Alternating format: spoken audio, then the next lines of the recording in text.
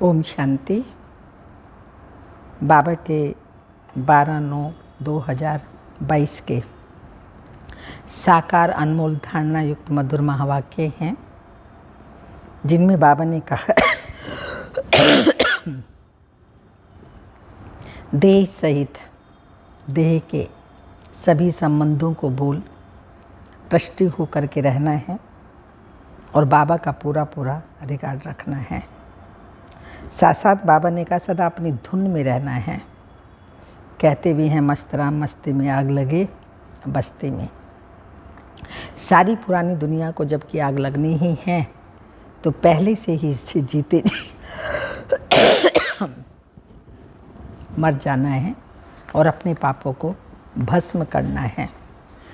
फिर बाबा ने कहा इस ज्ञान में गुह्य ते गुह्य बात कौन सी है। बाबा ने कहा गुह्य बात है ये ड्रामा हू बहू सेकंड बाय सेकंड रिपीट होता है।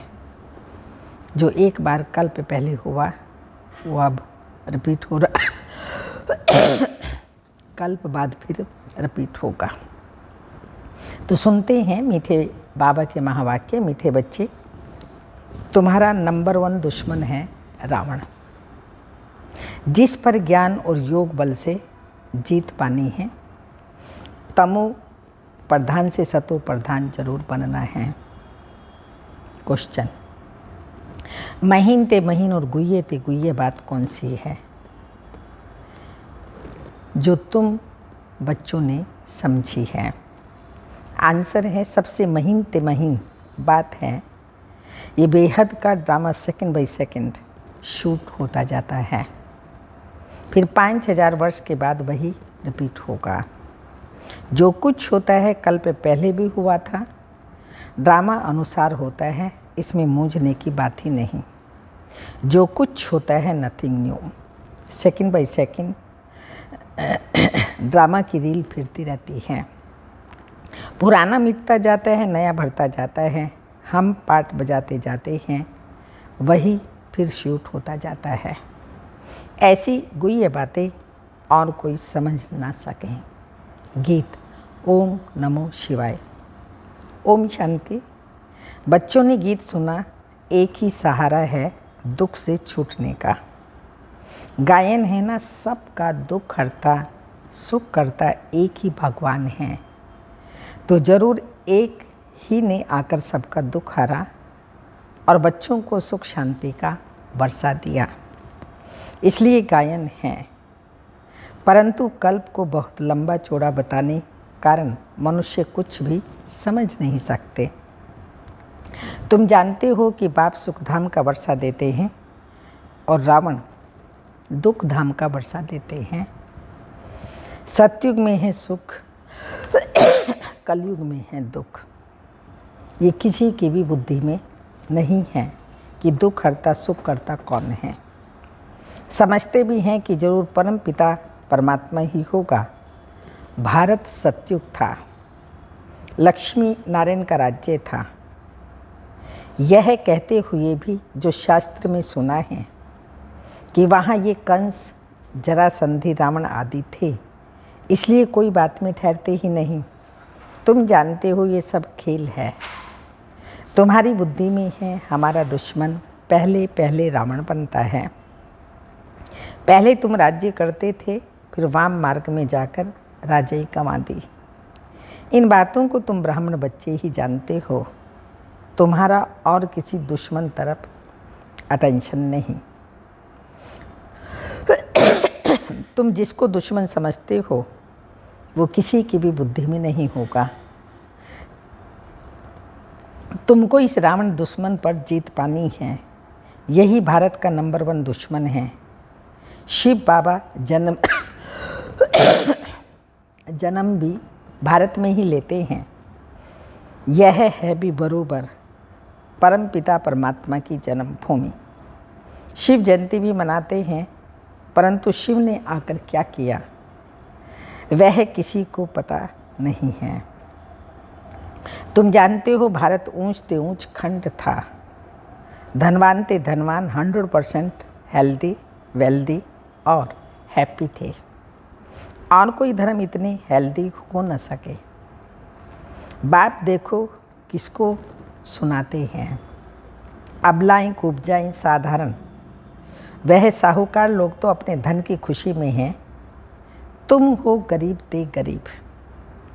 नहीं तो इतनी ऊंची पढ़ाई ऊंचे मनुष्यों को पढ़नी चाहिए, परंतु नहीं, पढ़ते हैं गरीब साधारण।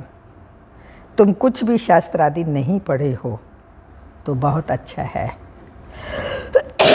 बाप कहते हैं जो कुछ सुना है अथवा पढ़ा है वो सब भूल जाओ। हम नई बात सुनाते हैं। सबसे नंबर 1 दुश्मन भी है रावण, जिस पर तुम बच्चे ज्ञान और योग बल से जीत पाते हो। बरोबर 5000 वर्ष पहले भी बाप ने राजयोग सिखाया था, जिससे राजाई प्राप्त की थी। अब फिर माया पर जीत पाने के लिए बाप राजयोग सिखा रहे हैं। इसका ज्ञान और इसी को जो बाबा राजयोग सिखला रहे हैं, इसी को ज्ञान और योग का बल कहा जाता है। आत्माओं को कहते हैं मुझे याद करो। भगवान तो है ही निराकार, उनको राजयोग सिखाने जरूर आना पड़े। ब्रह्मा भी बूढ़ा है, बहुत जन्मों के अंत के जन्म में हैं। भारत में गीता आदि सुनाने वाले तो ढेर हैं, परंतु ये तुमको कोई नहीं कहेंगे कि विकारों रूपी रावण पर तुम्हें जीत पानी है। मामे कम याद करो, यह भी कोई नहीं कह सकते। यह तो बाप ही आकर आत्माओं को कहते हैं आत्म अभिमानी बनो। जितना बनेंगे उतना बाप को याद कर सकेंगे, उतना तमो प्रधान से सतो प्रधान बनेंगे। तुम जानते हो हम सतो प्रधान देवी देवता थे, अब हम आसुरी बने हैं। 84 जन्म पूरे हुए, अब यह है अंतिम जन्म। तुम बच्चे जानते हो बाप हमें समझा रहे वही ज्ञान का सागर, पवित्रता का सागर है। इस समय तुमको भी आप समान बनाते हैं। सतयुग में ही ज्ञान प्रलोप हो जाएगा। ऐसे भी नहीं समझेंगे कि यह राज्य हमको परम पिता परमात्मा ने दिया। शिव बाबा भी भूल जाएगा जो अभी संगम पर ज्ञान दे रहा है, सतयुग में याद नहीं रहेगा। अज्ञान काल में भी मनुष्य कहते हैं सब कुछ ईश्वर ने दिया है, वहाँ ऐसे भी नहीं समझते। प्रारब्ध भोगने लग पड़ते हैं।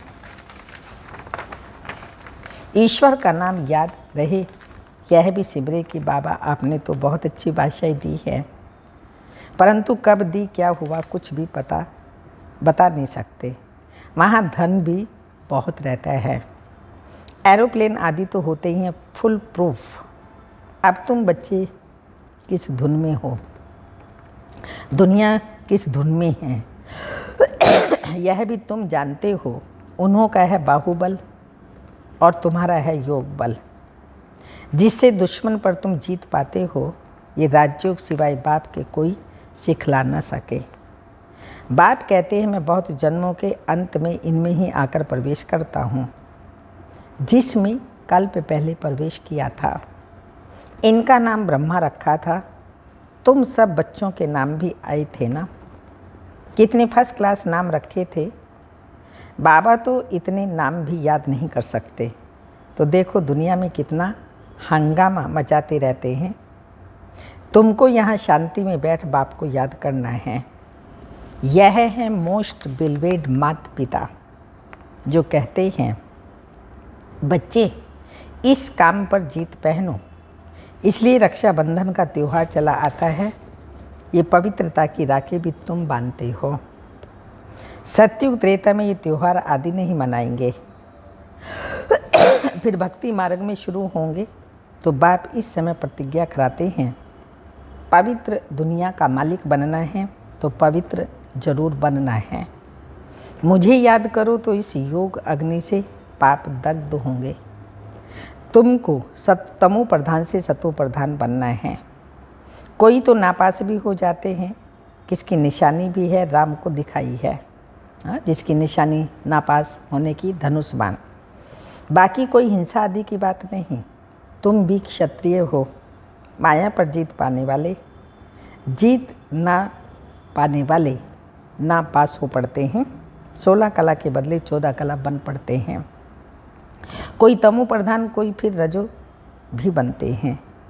वैसे फिर राजधानी में भी नंबरवार पद होगा। जो ब्रह्मा कुमार कुमारी कहलाते हैं वही वर्षे के हकदार बनते हैं। फिर इसमें जो पुरुषार्थ करेंगे और कराएंगे, बहुतों को आप समान बनाने की सर्विस की है। तुमको इस अंतिम जन्म में ही तमो प्रधान से सतो प्रधान बनना है। तो यह है रूहानी भट्टी। वह जो कराची में तुम्हारी भट्टी बनी वह और बात थी। ये योग की भट्टी और है। ये है योग बल की भट्टी, जिसमें किचड़ा सब निकल जाता है। वहाँ तो तुम अपनी भट्टी में थे, कोई से मिलना भी नहीं होता था। यह है योग की भट्टी। अपने लिए मेहनत करनी होती है। आत्मा ही समझती है, आत्मा ही ज्ञान सुनती है ऑर्गन्स द्वारा। आत्मा ही संस्कार ले जाती है। जैसे बाबा लड़ाई वालों को मिसाल देते हैं, लड़ाई वालों का मिसाल देते हैं कि संस्कार ले जाते हैं ना, दूसरे जन्म में फिर लड़ाई में चले जाते हैं। वैसे तुम बच्चे भी संस्कार ले जाते हो। वह जिस्मानी मिलिट्री में चले जाते हैं। तुम्हारे में से भी कोई शरीर छोड़ते हैं तो इस रूहानी मिलिट्री में आ जाते हैं। कर्मों का हिसाब किताब बीच में चुकतो करने जाते हैं। ऐसे बहुत होंगे। एक एक के लिए बाप से थोड़ी पूछना है। बाप कहेंगे इससे तुम्हारा क्या फ़ायदा, तुम अपने धंधे में रहो, पापों को भस्म करने का ख्याल करो। ये भोग आदि जो लगाते हैं यह भी ड्रामा में है, जो सेकंड बाई सेकंड होता है। ड्रामा शूट होता जाता है। 5000 वर्ष बाद वही फिर रिपीट होगा। जो कुछ होता है कल्प पहले भी हुआ था, ड्रामा अनुसार होता है। तो इसमें मूंझने की बात ही नहीं। जो कुछ होता है nothing new. Second by second drama की रील फिरती रहती है। पुराना मिटता जाता है, नया भरता जाता है। हम पाठ बजाते जाते हैं, फिर वही शूट होता जाता है। यह महीन बातें कोई शास्त्रों में नहीं हैं। तुम बच्चों को पहले पहले यह निश्चय करना है कि बाप स्वर्ग स्थापन करने वाला है। बरोबर भारत को बाप से स्वर्ग का वर्षा मिला था, फिर गंवाया, ये समझाना पड़े। हार जीत का खेल है। माया ते हारे हार है। मनुष्य माया धन को समझ लेते हैं। वास्तव में माया 5 विकारों को कहा जाता है। कोई के पास धन होगा तो कहेंगे इनके पास बहुत धन है। यह भी किसी को पता नहीं।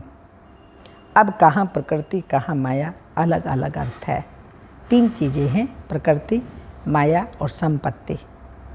लोग संपत्ति को माया समझते हैं। वास्तव में संपत्ति माया नहीं है, वो तो धन है। संपत्ति जो शारीरिक आजीविका परिवार को चलाने के लिए चाहिए। लेकिन अगर वही संपत्ति लोभ लालच का रूप ले लेती है तो माया बन जाती है। क्योंकि 5 विकार हैं, काम क्रोध लोभ मोह अहंकार, ये माया है। प्रकृति है 5 तत्व, सब जानते हैं, जल वायु आकाश पृथ्वी हवा। तो ये है प्रकृति। और बाकी संपत्ति धन दौलत ये व्यक्ति के लिए चाहिए। मैगजीन में भी लिख सकते हो कि भारतवासियों का नंबर 1 दुश्मन ये रावण है, जिसने दुर्गति को पहुंचाया है। रावण राज्य शुरू होने से ही भक्ति शुरू हो जाती है। ब्रह्मा की रात में भक्ति मार्ग में धक्के ही खाने पड़ते हैं। ब्रह्मा का दिन चढ़ती कला, ब्रह्मा की रात उतरती कला। अब बाप कहते हैं इस माया रावण पर जीत पानी है तो बाप श्रीमत देते हैं श्रेष्ठ बनने के लिए। लाले बच्चे मुझ बाप को याद करो। विक्रमाजीत बनने का और कोई उपाय है ही नहीं। तुम बच्चों को भक्ति मार्ग के धक्कों से छुड़ाते हैं। अब रात पूरी हो, प्रभात होती है। दिन माना सुख, रात माना दुख। ये सुख दुख का खेल है। बाप ये सब राज बताकर तुमको त्रिकालदर्शी बनाते हैं। अब जो जितना पुरुषार्थ करे, बीज और झाड़ को जानना है तो बाप कहते हैं बच्चे अब टाइम थोड़ा है। गाया भी जाता है, एक घड़ी आधी की पुनआद। तुम बाप को याद करने लग जाओ और फिर चार्ट को बढ़ाते जाओ। देखना है कि हम श्रीमत पर बाबा को कितना याद करते हैं। बाप तो है सिखलाने वाला, पुरुषार्थ हमको करना है। बाप तो है पुरुषार्थ कराने वाला। बाप का तो लव है ही, बच्चे बच्चे कहते रहते हैं, तो उनके तो सब आत्माएं बच्चे ही ठहरे। फिर ब्रह्मा कुमार कुमारी भाई बहन हो गए। वर्षा तो दादे से मिलता है। ईश्वरीय औलाद फिर प्रजापिता ब्रह्मा मुख द्वारा। तुम ब्राह्मण बने हो, फिर देवता वर्ण में जाएंगे। क्लियर है ना? आत्मा समझते शिव बाबा हमारा बाप है। मैं स्टार हूँ तो हमारा बाप भी स्टार होगा। आत्मा कोई छोटी बड़ी नहीं होती। बाबा भी स्टार है, परंतु वह सुप्रीम है। हम बच्चे उनको याद करते हैं। फादर कहते हैं, इतनी छोटी सी आत्मा में सारा ज्ञान है। तुमको फिर से राजयोग सिखलाने के लिए बाकी ऐसे नहीं। हाँ, बाबा ने कहा वह सुप्रीम है। बाप बच्चे उनको कहते हैं फादर। इतनी छोटी सी आत्मा में सारा ज्ञान है। बाकी ऐसे नहीं, ईश्वर में कोई ऐसी शक्ति है जो दीवार तोड़ देंगे। बाप कहते हैं मैं आता हूँ तुमको राजयोग सिखाने। बाप बच्चों का ओबीडियंट है। लौकिक में भी बाप बच्चों पर बलि चढ़ते हैं ना, तो बड़ा कौन हुआ? बाप हुआ बच्चे। बाप सब कुछ बच्चों को देते हैं, फिर भी बच्चा छोटा है, इसलिए रिगार्ड रखना होता है। यहाँ भी तुम बच्चों पर बाप बलि चढ़ते हैं, वर्षा देते हैं, तो बड़ा बच्चा हुआ ना, परंतु बाप का रिगार्ड फिर भी रखना होता है। बाप के आगे बच्चों को बलि चढ़ना है, तब बाप 21 बार बलि चढ़ेंगे। यानी हम बच्चों को 21 जन्मों की बादशाही देंगे। भक्ति मार्ग में भी ईश्वर अर्थ कुछ न कुछ देते हैं, उनकी एवजे में फिर बाबा दे देते हैं। यहाँ तो है ही बेहद की बात। कहते भी हैं आप जब आएंगे तुम पर बलिहार जाएंगे। अभी वह समय आ गया, इसलिए बाबा ये प्रश्न पूछते हैं तुमको कितने बच्चे हैं? फिर ख्याल में आता है तो एक शिव बाबा भी बालक हैं। अब बताओ तुम्हारा कल्याण कौन सा बालक करेगा? शिव बाबा, तो उनको वारिस बनाना चाहिए ना। ये समय ऐसा आ रहा है जो कोई किसका क्रियाक्रम करने वाला भी नहीं होगा। रिहर्सल तो हो गई, जो कोरोना आया हाँ उसमें कोई भी किसी का संबंधी पास नहीं लगता था। क्रियाक्रम कितनों के ऐसे हो गए, कोई किसी ने नहीं किया। तो प्रैक्टिकल ये हो रहा है, आगे और भी होगा। इसलिए बाप कहते देही से सब कुछ त्याग, ट्रस्टी हो श्रीमत पर चलते जाओ। डायरेक्शन देते रहेंगे, तुम्हारी सेवा करते हैं, तुमको स्वर्ग का मालिक बनाने। हम तो निष्कामी हैं, सर्व का सदगति दाता एक ही बाप निष्कामी है ना, वह एवर पावन है। तो बाप कहते हैं बच्चे मददगार बनो। हमारा मददगार गोया अपना मददगार बनते हो। अच्छा, मीठे मीठे सिक्के लदे बच्चों प्रति माता पिता बाप दादा का याद प्यार। Good morning, diamond morning. रूहानी बाप की रूहानी बच्चों को नमस्ते। हम रूहानी बच्चों की रूहानी माता पिता बाप दादा को याद प्यार। Good morning, diamond morning. Om namaste. धारणा के लिए मुख्य सार है सदा अपनी धुन में रहना है, अपने पापों को भस्म करने का ख्याल करना है। 63 जन्मों का पापों का बोझा है, तो बाबा कहते ख्याल करो उन सब पापों को खत्म करना है एक बाबा की याद से। दूसरी बातों के प्रश्नों में नहीं जाना है। अपने संस्कारों को परिवर्तन करने के लिए योग की भट्टी में रहना है। सेकंड पॉइंट, देही सहित सब कुछ त्याग, पूरा ट्रस्टी हो श्रीमत पर चलना है। बाप का पूरा रिगार्ड रखना है, मददगार बनना है। रिगार्ड रखना माना बाबा का मददगार बनना। वरदान, मेरे पन के अधिकार को समाप्त कर। मेरा देह भी नहीं है, कुछ भी मेरा नहीं है, तो इस माया रावण के मेरे पन को समाप्त कर क्रोध व अभिमान पर विजयी बनने वाले कर्म बंधन मुक्त भाव।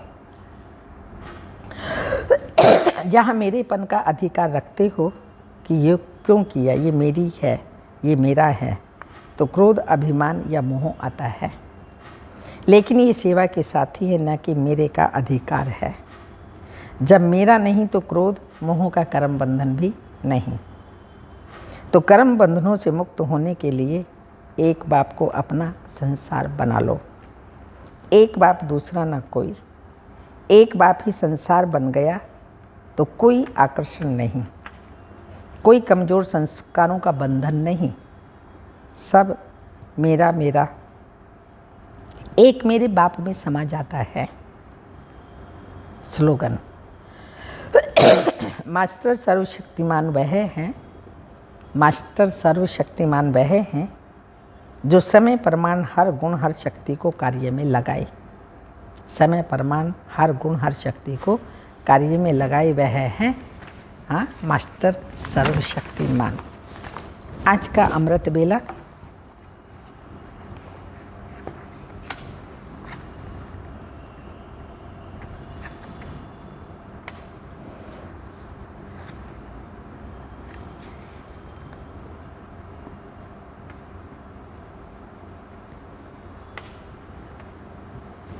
अपनी फरिश्ते स्वरूप द्वारा साक्षात्कार कराओ। मनसा सेवा पावरफुल कैसे हो, इसका विशेष प्लान बनाओ। वाचा के साथ साथ मनसा सेवा भी बहुत दूर तक कार्य कर सकती है। ऐसे अनुभव होगा जैसे आजकल फ्लाइंग सासर देखते हैं, वैसे आप सबका फरिश्ता स्वरूप चारों ओर देखने में आएगा। आवाज़ निकलेगा कि कौन हैं जो चक्कर लगाते हैं। इस पर रिसर्च करेंगे। लेकिन आप सबका साक्षात्कार ऊपर से नीचे आते ही हो जाएगा और समझेंगे यह वही ब्रह्मा कुमार कुमारियाँ हैं जो फरिश्ते रूप में साक्षात्कार करा रही हैं। अभी यह धूम मचाओ, विशेष अमृत बेले शरीर से डिटैच होकर अंतवाहक शरीर से चक्कर लगाने का अभ्यास करो। यह अभ्यास जरूरी है। ऐसा अभ्यास करो जो प्रैक्टिकल में सब देख